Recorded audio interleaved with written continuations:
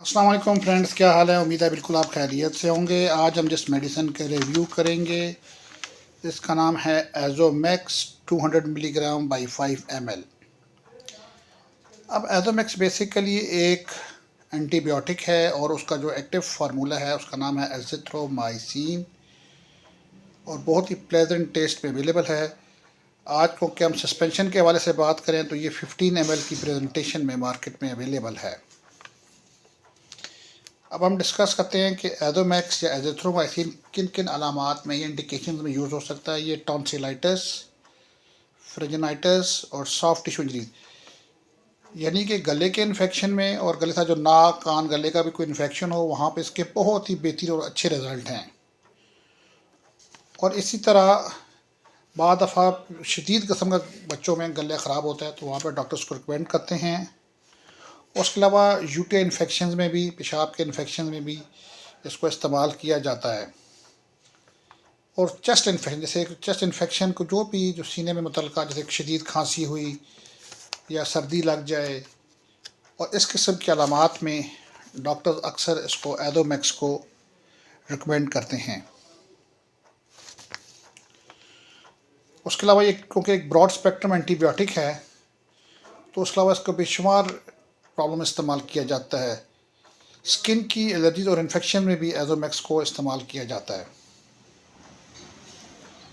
हम डिस्कस करेंगे कि इसकी कॉन्ट्राइंडिकेशंस क्या हैं। तो वो लोग या वो पेशेंट जो से हाइपर सेंसिटिव हैं, जो से सॉल्ट से कोई एलर्जी होती है, उसको कतई इस्तेमाल ना करें।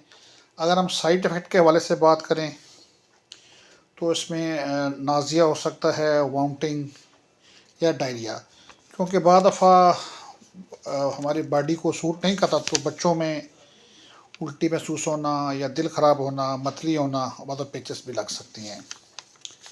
अगर हम उसकी डोजेज के हवाले से बात करें तो ये नॉर्मली हमेशा वज़न के मुताबिक डॉक्टर्स रिकमेंड करते हैं पेशेंट के। बट नॉर्मली जो होता है इसका 1 चम्मच सुबह शाम दी जाता है, लेकिन ये पेशेंट के वेट और उसकी एज और जो उसकी उस वक्त अलामत होती है, यानी जो इंडिकेशंस होती हैं, उसके मुताबिक डोज कैलकुलेट की जाती हैं। अगर हम प्राइस के हवाले से बात करें तो आज के दिन इसकी प्राइस 375 रुपीज़ है। पूरी मार्केट में फ्रीली अवेलेबल है। पहले इसको एजोमैक्स को ओबीएस लाता था, अब ओबीएस का पाकिस्तान की एक मशहूर कंपनी है अली गौर फार्मर्स के साथ मर्जर हो गया, तो ये दोनों वक्त इसको मार्केट में प्रमोट कर रही है। हमेशा की अच्छी बात कि तमाम अदवायात बच्चों की पहुँच से दूर रखें और तमाम अदवायात सिर्फ मुस्तनद डॉक्टर के मशवरे के तहत इस्तेमाल करें। हमारी वीडियो बनाने का मकसद खालिस्तन आपको किसी भी मेडिसिन की बुनियादी मालूमात देना है। आप तमाम बहन भाइयों का बेहद शुक्रिया जो हमारे चैनल को लाइक कर रहे हैं, सब्सक्राइब कर रहे हैं और हमारा हौसला अफजाई कर रहे हैं पाकिस्तान और पाकिस्तान से बाहर। तो मेरी सब दोस्तों बहन भाइयों से गुजारिश है कि हमारी इस तरह हौसला अफजाई जारी रखें। ज़िंदगी रही तो आपसे जल्द बहुत जल्द मुलाकात रहेगी। अस्सलाम वालेकुम वरहमतुल्लाहि व बरकातहू।